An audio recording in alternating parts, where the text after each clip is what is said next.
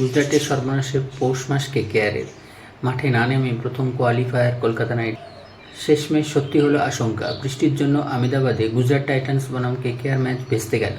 ফলে এদিন যেমন শুভমান গিলদের সব সম্ভাবনা শেষ হয়ে গেল, ঠিক তেমনই কেকেআরের প্রথম দুয়ে থাকা নিশ্চিত হয়ে গেল মাঠে না, যার অর্থ কলকাতা নাইট রাইডার্স এবার প্রথম কোয়ালিফায়ারে মাঠে নামবে।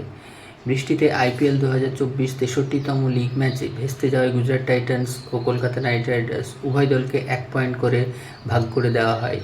ঘরের মাঠে কোনোভাবে পয়েন্ট কোয়ালেই আইপিএল 2024 থেকে বিদায় নিশ্চিত ছিল গুজরাট টাইটান্সের, কেননা এটি ছিল তাদের কাছে মরণবাচন ম্যাচ। শেষমেশ 1 পয়েন্ট হাতে আসায় এবারের মতো লিগ পর্ব থেকে বিদায় নিতে হচ্ছে গুজরাটদের।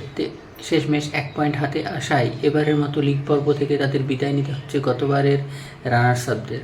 ভেস্তে যাওয়া ম্যাচ থেকে 1 পয়েন্ট সংগ্রহ করার পরে 13 ম্যাচে গুজরাটের সংগ্রহ দাঁড়ায় 11 পয়েন্ট।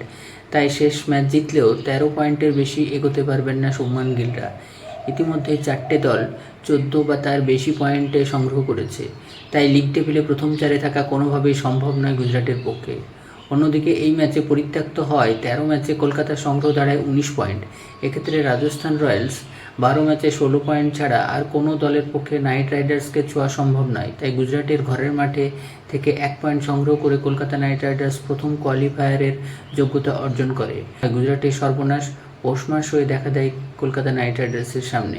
লিগ টেবিলে প্রথম 4টে দল হলো কলকাতা নাইট রাইডার্স 13 ম্যাচে 19 পয়েন্ট, রাজস্থান রয়্যালস 12 ম্যাচে 16 পয়েন্ট, চেন্নাই সুপার কিংস 13 ম্যাচে 14 পয়েন্ট, সানরাইজার্স হায়দ্রাবাদ 12 ম্যাচে 14 পয়েন্ট। গুজরাট টাইটান্স তৃতীয় দল হিসেবে আইপিএল 2024-এর লিগ পর্ব থেকে বিদায় নেওয়া নিশ্চিত করে।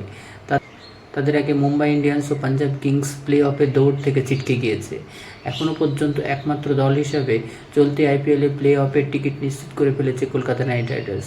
বাকি 3টে জায়গার জন্য প্লে অফের দৌড়ে টিকে রয়েছে 6টা দল।